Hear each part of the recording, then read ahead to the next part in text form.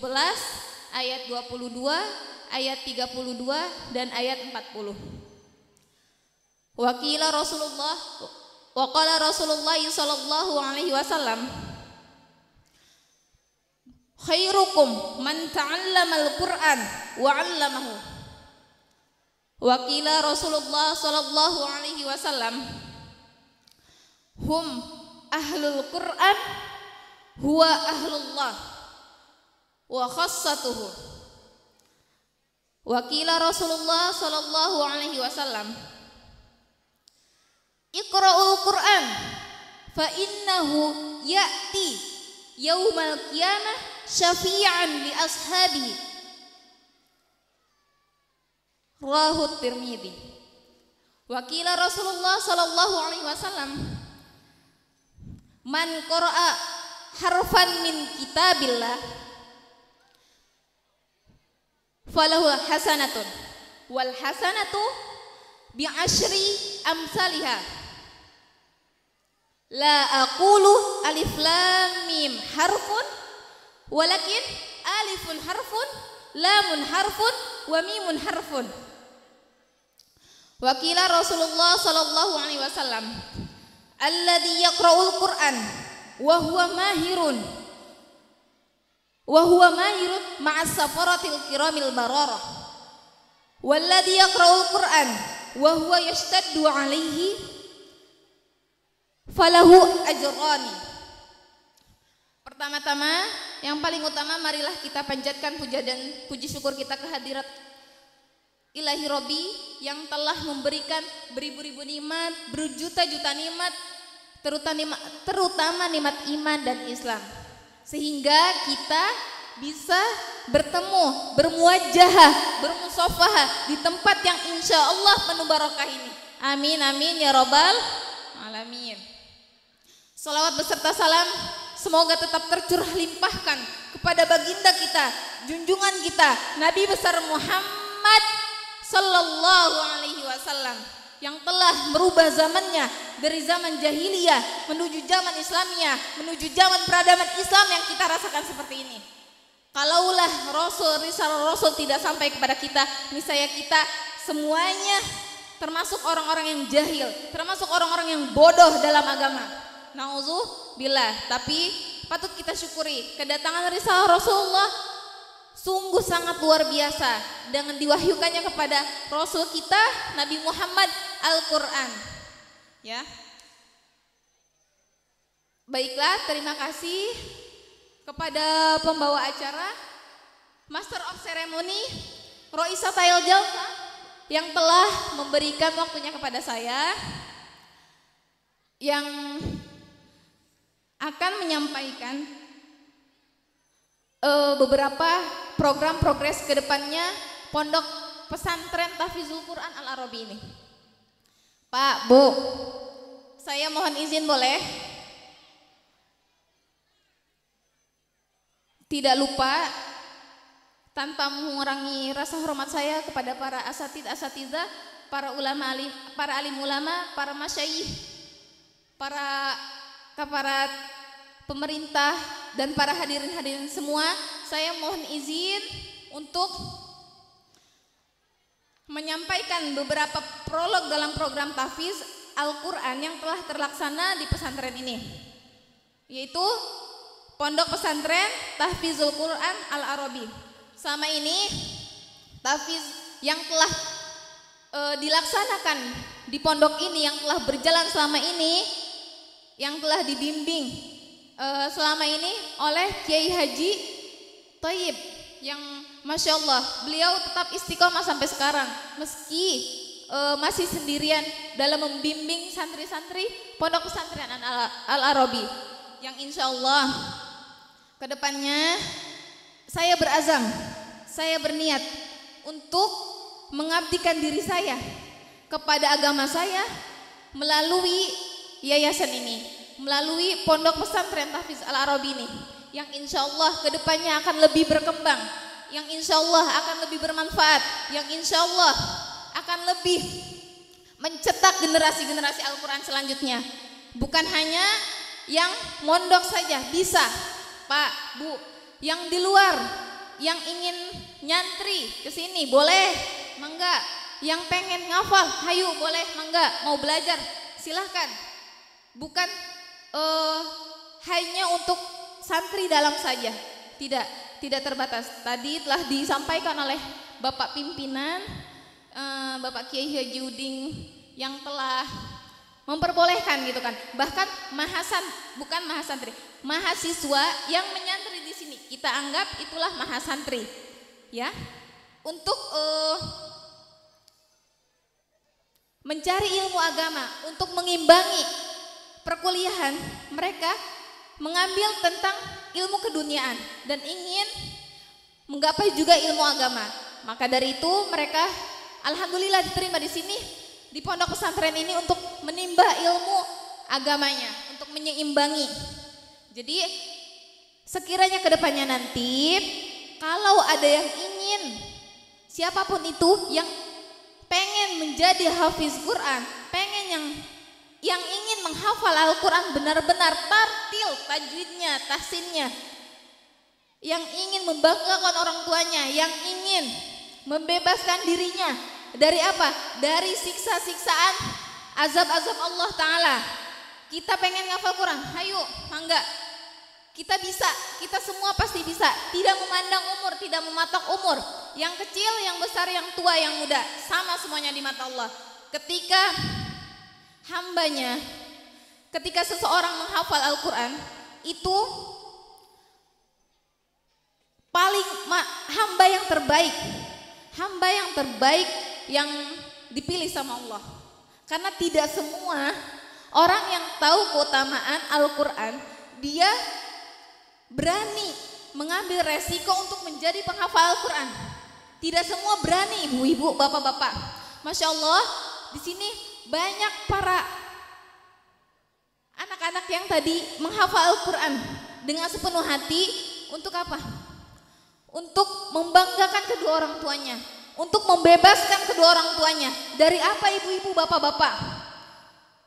Dari membebaskan dari fitnahnya dunia kita ini sekarang, ya. Nauzubillah.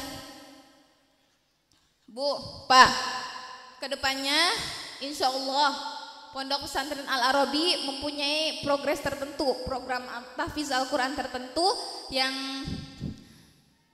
akan berjalan selanjutnya, gitu kan. Saya di sini akan membantu, bersifatnya membantu gitu ya. Karena telah adanya di sini tahfiz Al-Quran, saya ingin membantu, saya ingin berazam mengabdikan diri saya kepada agama saya. Saya mengabdi untuk Allah. Saya mengamalkan ilmu karena Allah. Saya ingin mengembangkan, ingin mencetak para penghafal Al-Quran bareng-bareng bersama ibu, bapak sekalian yang mempunyai anak yang ingin menjadi penghafal Al-Quran. Karena banyak keutamaannya, ibu-ibu. Selain daripada kita mendapatkan pahala dari satu huruf bi asyri amsalihah menjadi 10 pahala, bagaikan 10 pahala, itu Masya Allah luar biasa sekali, ibu-ibu, bapak-bapak. Bismillahirrahmanirrahim, itu aja udah 19 huruf. 19 dikali 10 berapa tuh? Berapa tuh? Banyak kan? Banyak. Baru Bismillahirrahmanirrahim, ya udah 190 gitu yang kita dapat gitu kan. Pahalanya kalau dihitung-hitung menggunung sekali pahala orang yang menghafal Quran. Betul?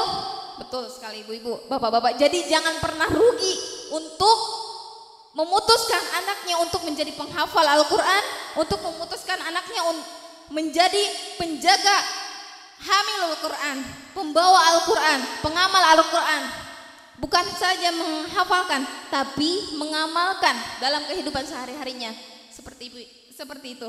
Nah, di sini saya mengajak kepada masyarakat sekitar untuk lebih giat lagi, untuk lebih semangat lagi akan mencetak generasi-generasi Quran selanjutnya. Karena kita berada di akhir zaman. Kalau kita tidak berpatokan kepada hukum agama kita, kepada petunjuk agama kita, nauzubillah, pasti kita akan tersesat kayak gitu ya. Nah, di sini saya akan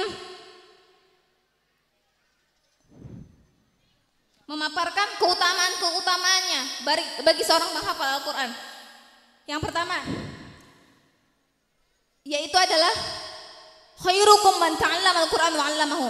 Sebaik-baiknya dari kita semuanya, semua makhluk, semua hamba-hambanya di dunia ini, yang paling Quran adalah yang paling baik adalah yang hafal Al-Quran. Man ta'allama al-Quran, orang-orang yang mempelajari Al-Quran, wa 'allamahu, dan orang-orang yang mengamalkan Al-Quran, dan orang-orang yang mengamalkan ilmunya kepada dari Al-Quran kepada umat kita. Nah, itu ya udah, mungkin hanya itu yang dapat saya sampaikan.